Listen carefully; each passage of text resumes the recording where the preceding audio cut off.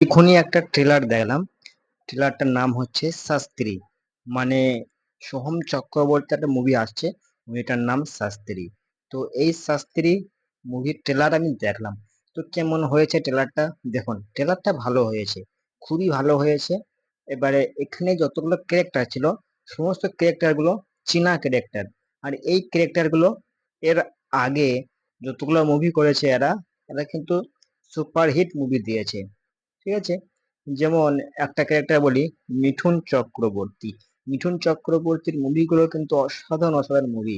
এবারে বেশ কিছুদিন আগেই কিন্তু মিঠুন চক্রবর্তী কোনো মুভি ওনার হিট হচ্ছিল না, তারপরে ওনার মুভি হিট হয়েছে।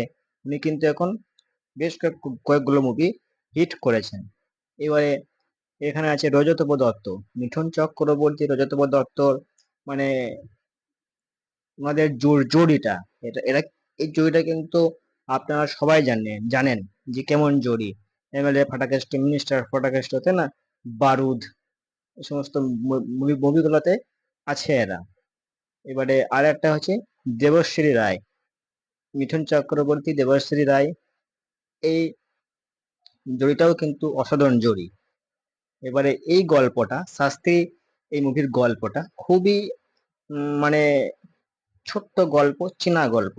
গল্পটা ঠিক এইরকম যে একটা মানুষ, মানে সাধারণ মানুষ, খুব ভালো ছিল, তারপরে কিছু চাপে পড়ে সে খারাপ হতে বাধ্য হলো। এবারে এতটাই খারাপ হয়ে গেল যে আহ, মানে সমাজের বাইরে, বুঝতে পেরেছেন? রজতব দত্ত আগে থেকেই মানে খারাপ লোক ছিল, তারপরে ওনাকে ছাপিয়ে গেল মিঠুন চক্রবর্তী। ওনাকে ছাপিয়ে যে গিয়ে আরো খারাপ হয়ে গেল এ। তারপর ওনাকে রুখতে, মিঠুন চক্রবর্তীকে রুখতে সোহম চক্রবর্তীর এন্ট্রি আসে, হয়। ঠিক আছে, এবারে সোহম চক্রবর্তী কি করে ওনাকে রুখবে, কি করে ওনাকে আর মানে খারাপ হতে দেবে না, এগুলো হচ্ছে গল্প। এবারে পুরো গল্পটা জানতে হলে কিন্তু আমাদেরকে মুভি দেখতে হবে, তাই না? মুভিটাকে দেখতে হবে। এবারে মুভিটা আসুক, তারপর সবকিছু বলা যাবে। এবারে ট্রেলারটা দেখে আমি এতটুকুই বুঝলাম। এবার ট্রেলারটা কিন্তু খুবই সুন্দর হয়েছে, ভালো হয়েছে, ভালো একটা ট্রেলার। তো চলুন, আজকের মতো ভিডিও এখানে শেষ করছি। তো বাই।